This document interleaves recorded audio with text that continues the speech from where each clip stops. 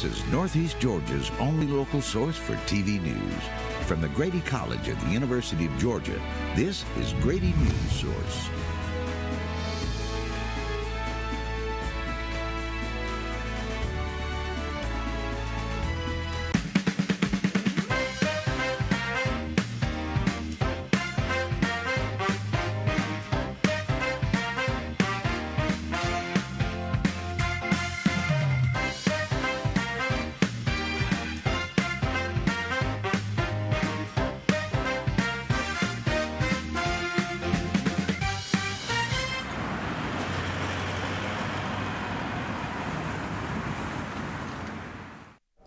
Live from Athens. It's Thursday night.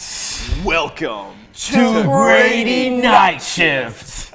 Tonight we've got a special edition of Grady Night Shift just for you. We're preparing to head to the red carpet and take you behind the scenes of the Backlight Student Film Festival. Hosted right here in Athens. I'm Jason Singh. I'm Maddie McKinley. And I'm Shad McMillan. Are you ready to walk the red carpet with us this weekend? Well, I know I am, but not too sure about Jason. Listen, I told you guys I would do my best to get a suit, okay? I'm working on it. Right. It's okay, bro. You look great. No, but seriously, before we can walk the red carpet, we've got to set the stage, or the sound stage or something. I don't know what it is. Yeah, right. So let's take a look into what Backlight really is and the people both on the screen and behind it. Right. Think Oscars, but like the student version and no like Timothy Chalamet. I don't think that's it. I'm not seeing the vision. I just painted you the perfect picture. You did a great job, Maddie, but I think I know two people who can do an even better job. Let's have Christian Conti and Maral Siddiqui tell us more about what the Backlight Student Film Festival has in store this weekend.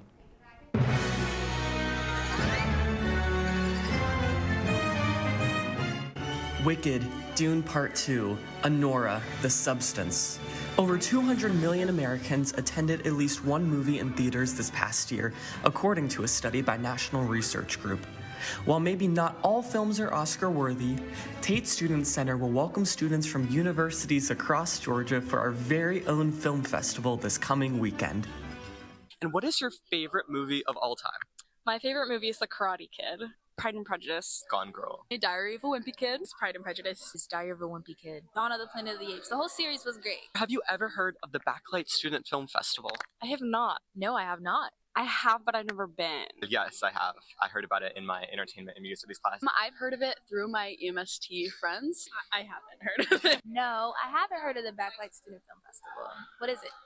We sat down with the president of this year's festival, Timmy Mead. It's not Backlight Film Festival, it's Backlight Student Film Festival. It's ran by students for students. We are so dedicated to making sure that student films are shown because I feel like in Hollywood, a lot of the same stories are sort of put out. We've connected with student filmmakers that haven't ever had a film in this festival, and their stories are so great.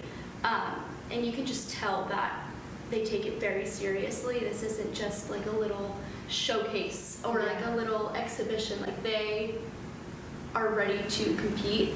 And that's something exciting too about Backlight is like the acceptance rate is very small. I think last year it was 7%. The fourth annual festival will include film screenings, an industry panel, red carpet, mixer, and an awards ceremony, all open to the public. Film submissions are considered in two categories, short form and mid-length, with the 11 finalists selected by a selection committee and the board of directors. This weekend, the Tate Breezeway will be full of red carpet reporters and student filmmakers dressed to the nines. Talia Block and Whit Pope gave us a sneak peek of what to expect this weekend.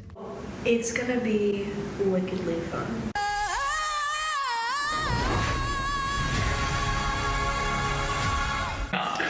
Queer media.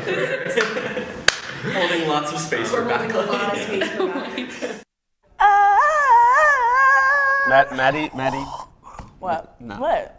I think Sophia would be so proud of that. I'm sure. For now, though, please keep your Defying Gravity rendition to yourself. Okay, fine. But you know what I'm not going to keep to myself? What's that? This year's Backlight hosts, Whit and Talia, they are way too special to keep to myself, you know? Yeah, Grady Night Shift reporters Tyler Addison and Molly Moore sat down with them to give you an inside look.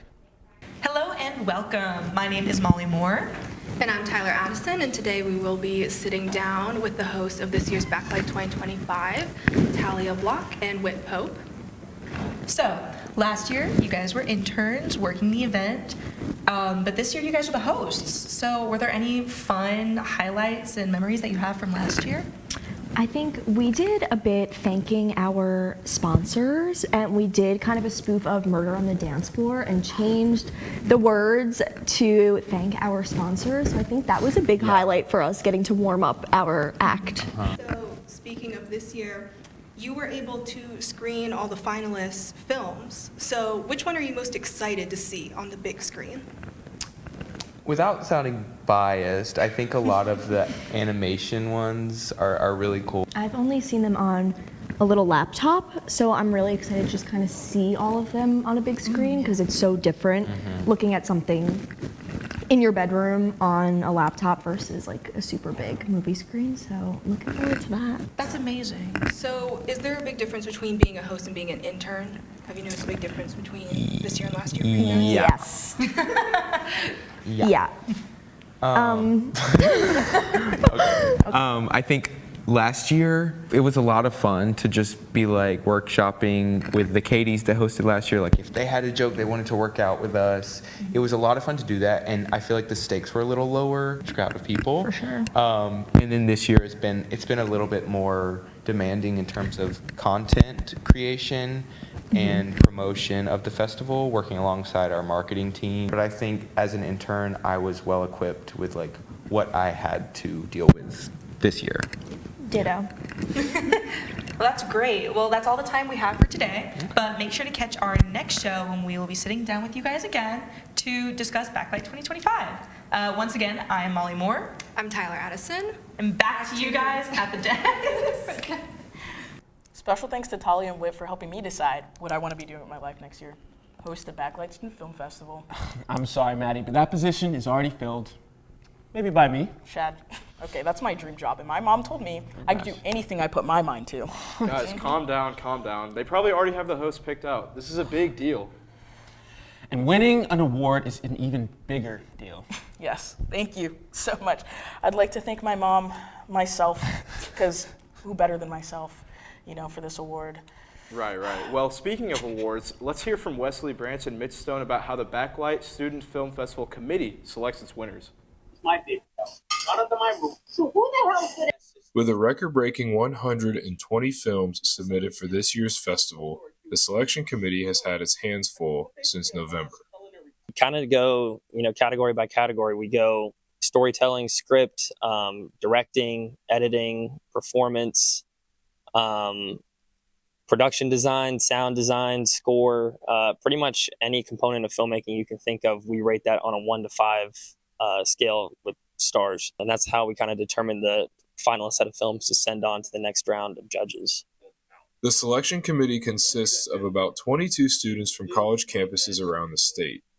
The judging panel, on the other hand, is 15 members made up of professors from schools around the state, including UGA, Georgia State, and Georgia Southern, plus industry professionals.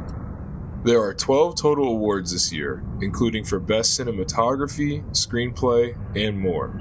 There is also an Audience Choice Award on day one of the festival, where the films are screened and the audience votes for their favorite. For every other award, once our board of directors has picked the finalist films, which this year we have 11, we send those films on to our judging panel, and they watch all the finalist films, all 11 of them, and then they each submit their vote for which film should win each award. Although each film is different, the selection committee was looking for the same criteria in each: a good story. Consensus that these are student films at the end of the day, so the production quality is not always going to be there. And while we want that to be high, I mean, everybody only has a limited availability for resources. And so I think story is the main thing. While the festival accepts films from students all across the state, including Savannah College of Art and Design and 18 other schools, 4 of the 11 finalists are from UGA students. Flynn said that all the UGA films had one common theme. I think for UGA, it was really about, shedding a different light on the university. I like to think of film as, it romanticizes life. And I think those UGA films really did a good job of showing a different kind of life, and kind of giving representation to the campus that we can all be proud of when we watch. Tonight, we're giving a special shout out to the 4 Backlight finalists from the University of Georgia. That will be us one day, guys. Okay, Maddie. The 4 finalists from UGA are Sins of the Still, Every Night the Stars Disappear, The Cookie Jar Trap, and Wanderer. Okay, well, ready? Favorite animated film of all time? Go. Spider-Man Across the Spider-Verse, hands down. No way, bro. Cars has that beat. Yeah, those are great choices, but you may want to change your answers after you watch Every Night the Stars Disappear, a film created and animated by UGA student Aiden Ventimilla. You might be right. Let's take an inside look with Jackson Wolf and Luis Vaquero. 6 months, 2,808 frames, and one shot that took over 30 hours. That's how much work it takes to make a 2-minute animated short film, all on an iPad. Aiden Ventimiglia is a second-year animation major and the director and animator of Backlight finalist Every Night the Stars Disappear. The really cool thing about this film is that it's actually about my boyfriend, who was, at the time, my ex-boyfriend.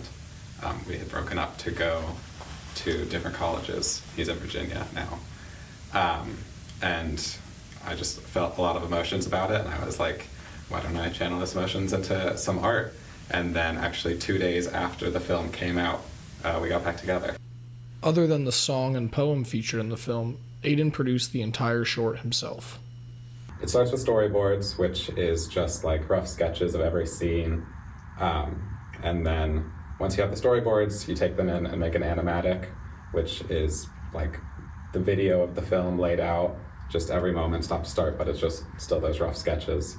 And then you go back to the storyboards and color them all in, which is the color script, so you can get an idea of how the colors are going to progress throughout the film and what they're going to mean in every scene. But the work doesn't stop there. And then you get into actual production, which is background painting, making everything that's going to happen behind the characters, and then animating, which is the characters themselves. And then once you have all those elements, you composite them together, and that's it. Every Night the Stars Disappear is a finalist for multiple awards at this year's festival, but it's already a winner to those Aiden cares about. He loves it. I actually just visited him in Virginia, and all of his friends only talked about the film as the film I made for him, which is really funny because just whenever anyone else talks about it, they're like, oh, tell me about your film. But in Virginia, it's his film. You know what? If they don't make a film for you and spend 30 hours making one shot, I don't want them. If they wanted to, they would. Yeah, they're for the streets. Keep your standards high for who you want in your life. Friends and family only. Real. Our next filmmaker made her film in honor of her grandfather. Night Shift reporters Emily Adams and Zoe Streeter spoke with her to learn more. Hi, I'm Emily Adams, and I'm here with Isabel Robrick, who's the director of the film The Wanderer, which has been selected as a finalist for the Backlight Film Festival.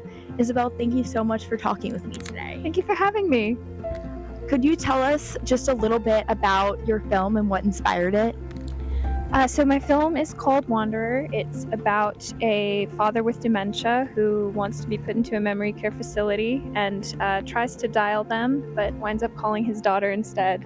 I really wanted to look at illness and how it's processed within families, because I feel like there's a lot of depth and interesting dynamics to explore. In terms of creating how we were going to portray dementia, we did a number of different things.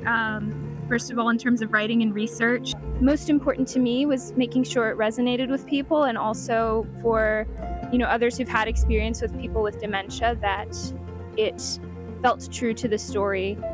I don't think it's necessary really for a director to impose what they want viewers to take away. I think I have all the places I sort of came from when telling the story, but most interesting to me after the film is out and released is how other people react to it and what they personally take away. You can say right here, you will be just fine.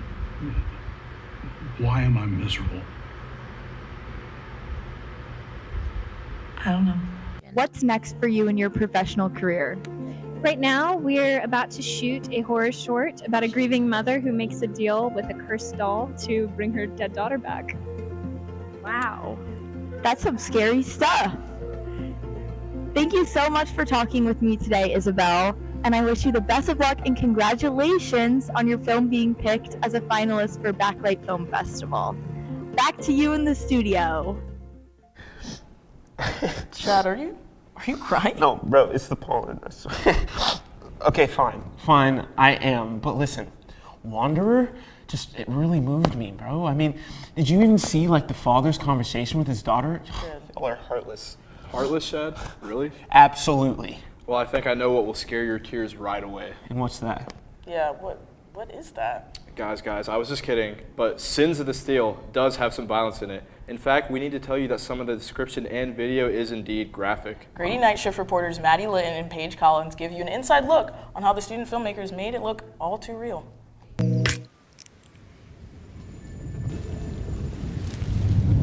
3 students from the University of Georgia, Alec Westfall, David Browning, and David Coleman, are Backlight finalists for their movie Sins of the Still. The film centers around young moonshiners who must avoid the law as they deal with the repercussions of a violent past. Sins of the Still pushes the EMST curriculum and Backlight boundaries in its depiction of violence. Students in the Entertainment and Media Studies program here at UGA cannot use weapons in any class productions, making learning how to depict violence on screen a unique experience for students who want to explore it. Here's how they were able to tackle it. I've never depicted violence in film before, but I mean, when Alec and I wrote this, we were very excited on how we were going to perform these scenes. Figuring out how we were going to shoot these scenes safely and also like in ways that looked good and were effective, like, was important. So let's take a quick look at how Sins of the Still depicts violence on camera.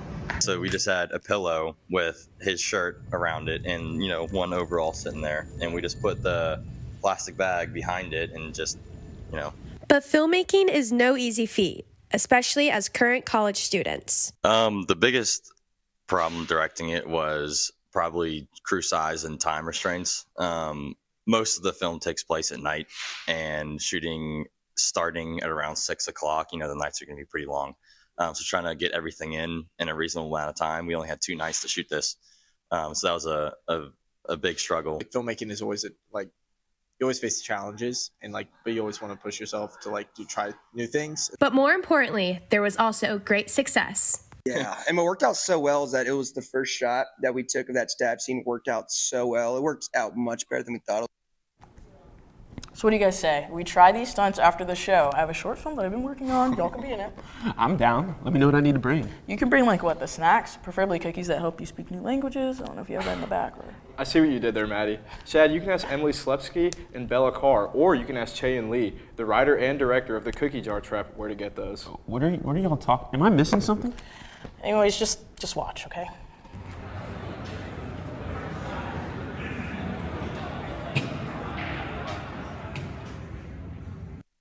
International student Chaeyoung Lee's film, The Cookie Jar Trap, is a finalist at this year's Backlight Film Festival hosted by the University of Georgia. I want to make in my friends who are me, I want to encourage them. You are doing great, and watch this film. Everybody agree with this, and then you're not the only person. So that's why I made this film.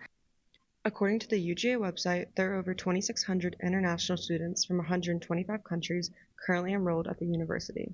All of them have same struggle with the character Hannah, because everybody, they speak in their second language. I know this is difficult to speak in second language and then communicate with the other people. So I think all of them, they have 2 personalities. Me also have 2 personalities, I think. The film follows Hannah, an international student who struggles to fit in due to language barriers, until a fellow student gives her a magical cookie that helps her speak fluent English. Check out this clip from The Cookie Jar Trap. Fundraiser and buy some cookies. Do you have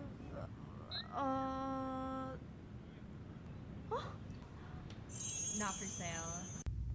We sat down with Professor Marty Lang, the director of the MFA film program at UGA, to discuss the ins and outs of student-made films. It's a fun process. It can really create a deeper experience watching a film if you see it in different languages. You realize that it's the cinematic and the visual language that sort of brings everything together and allows everyone to experience it. So this is my first film officially. I made it last semester for the fall film. So everybody submit to the Backlight Film Festival. Actually, I didn't know that what the film festival is. And then, hey, Chaeyoon, you should submit it. You can do that. You have to submit it. And I was like, okay, I'll try. And then everybody submit like 20, more than 30 film festival. Actually, I submit only Backlight Film Festival. Chaeyoon is one of our best students, and she's an incredible post-production person. She's great on set. She's sweet. She's funny. She's smart. And the film that she made, The Cookie Jar Trap, I think is just a perfect encapsulation of all of those things. It's sweet. It's funny. And it actually, tackles kind of an issue that's very common among international students when they get into a new culture. So to be able to put that in such a comedic context as she did, I think is kind of a sly way to get that conversation started. I think that's Emily Slepsky, Grady, Newsource. Well, now that we've looked at our 4 UGA finalists, let's take a quick look back at one of last year's big winners. Grady Night Shift reporters Sophie Davenport and Vaughn Stout sat down with filmmaker Dan Pazinski to hear about his wins from last year and what he's doing now. Hello, everyone. My name is Vaughn Stout, and I will be your host today. And with us, we have the very talented Daniel Pazinski. Thank you for How are having me. you? I'm good. I'm excited to be here. And you have a lot of very incredible awards under your belt. You're a Backlight veteran, a UGA Backlight Film Festival veteran. You have multiple awards on multiple films from the past 2 film festivals. How does that make you feel?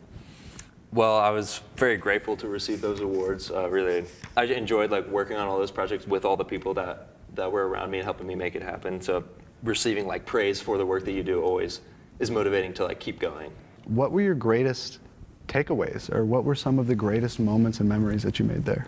I would say making the films would be seeing what just a few great people putting their minds together can create, because it's not just a one person thing. It takes a lot of people, and I had a pretty close group of friends around me that would always help me create the projects that I wanted to make, and I would help with their projects. And so putting our heads together and then just seeing where that goes was always super exciting. Donnie Dies, that was your big piece last year. Yes. That was your award-winning original screenplay and amazing VFX. Thank you. And we actually have a clip from Donnie Dies right here.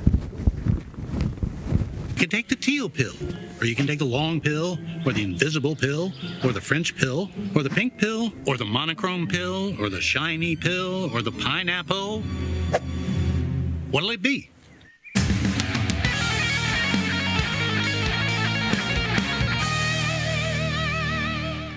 Donnie Dies was my last short film I made in college, and currently the last short film that I have made. There'll probably be more, but when I was writing that film, what I really wanted to do was stretch the capabilities of my visual effects work, but I wanted to do it with a lot of practical effects, because I just love practical stuff. It's easier. It's got some charm to it that you don't necessarily get from VFX. Before we leave here, do you have anything you'd like to say for the nominees or anyone aspiring to get into the film industry? Oh, do it. I would say do it.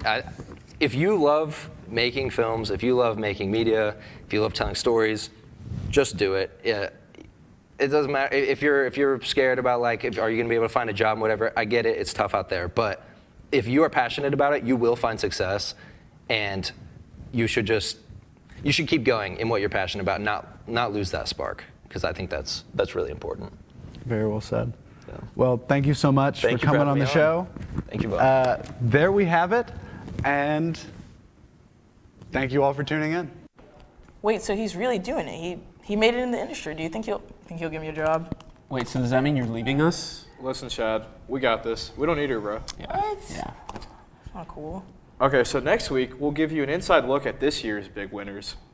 But first, we have to talk about the Lisa Burke Community Spirit Award given to Backlight this past Tuesday night. Grady Night Shift reporters Lucy Grace Shields and Kate Martinez have more about the event. Good inside. You'll head down, take a look.